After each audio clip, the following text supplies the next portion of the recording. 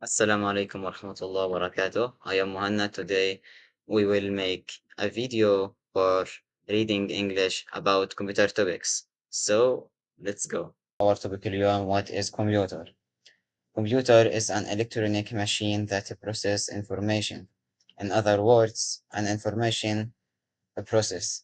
It takes in raw information or data at one end, stores it until it's ready to work on it, shows and crunches it for a bit, then spits out the result at the other end. All these processes have a name. Taking in information is called input. Storing information is better known as memory or storage. Sharing information is also known as processing, and spitting out results is called output. Uh, Here in the photo, microprocessors and how it's become smaller and smaller by many decades. So in the photo, it's showing that computer that used to take up a huge room now fit comfortably on your finger. Picture in US. Okay, imagine if a computer were a person. Suppose you have a friend who's really good at math. She's so good that everyone she knows posts their math problems to her. Each morning she goes to her letterbox and finds a pile of new math problems waiting for her attention. She piles them up on her desk until she gets around to looking at them. Each afternoon, she takes a letter off the top of the pile, studies the problem, works out the solution, and scribbles the answer on the back. She puts this in an envelope addressed to the person who sent her the original problem and sticks it in her out tray, ready to post. Then she moves to the next letter in the pile.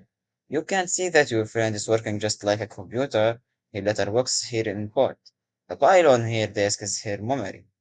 Her brain is the process that works out the solution to the problems and memory. So here like more sense. First, input your keyboard and mouse, for example, are just input units with organic recognizing software. That's another form of input. Second example, we have a memory storage. Your computer properly stores all your documents and files on hard disk, and cell phones use other kind of storage such as flash memory cards, which mean high speeds. Processing your computer processor, sometimes known as central processing unit. And a microchip buried deep inside, it works amazingly hard and gets incredibly hot from overheating. So you need cooler for this problem. And last but not least, output. Your computer probably has an LCD screen capable of displaying high resolution, very details with pixels, graphics, and probably also stereo loudspeakers. You may have an inkjet printer on your desk to make a more permanent form of output. So now this was topic about what is computer in general. So now let's move to page 17. Page 15, 17. Okay. So now let's get into a program. The first computer were gigantic and huge calculating machines, and all they ever really did was crunch numbers, solve lengthy, difficult, or tedious mathematical problems. Today, computers work, a computer does, from helping you to edit photography you have taken with digital camera to displaying a web page, involves numbers in one way or another. Suppose you are looking at a digital photo or you just taken a paint or photo editing program and you decide you want a mirror image of it. In other words, flip it from left to right. You probably know that the photo is made up of millions of individual pixels, color squares, the small one. Arranged in a grid pattern, the computer stores each pixel as a number, so taking a digital photo is really an instant. Orderly exercise in painting by numbers. To flip a digital photo, the computer simply refresh the one to make the photographer brighter and highlight. All you have to do is slide the letter brightness icon. The computer then works through all the pixels, increasing the brightness value for each one by say 10% to make the entire image brighter. So once again, The problem boils down to numbers and calculation. What makes a computer different from calculator is that it can work all by itself.